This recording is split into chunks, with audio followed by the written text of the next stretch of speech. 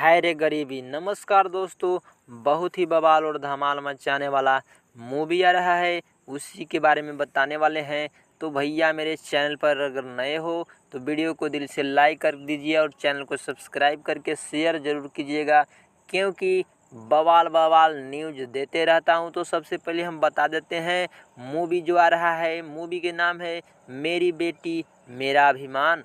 तो एकदम दर्दनाक कहानी से भरपूर ये मूवी होने वाला है और बहुत ही रोमांटिक ये मूवी है, जो कि अगर आप देखते हैं तो दिमाग खोल देगा।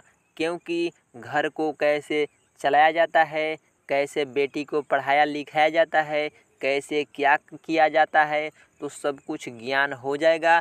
तो ये मूवी देखिएगा, बहुत ही ब्लास्ट मूवी होने वाला है।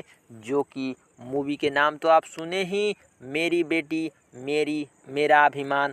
तो इतना बवाल धमाल मूवी है, जो कि इस मूवी को अगर आप देखते हैं तो थोड़ा बहुत तो दिमाग आ ही जाएगा। तो चलिए बताते हैं, ये मूवी बहुत जल्द आएगा। सबसे पहले फर्स्ट लुक पोस्टर आया है B4U भोजपुरी के यूट्यूब चैनल से, और बहुत जल्द ट्रेलर आ रहा है, जो कि आएगा जैसे ही वीडियो बना करके हम बता देंगे। तो आज के लिए इतना ही, मिलते हैं अगले नेक्स्ट वीडियो में।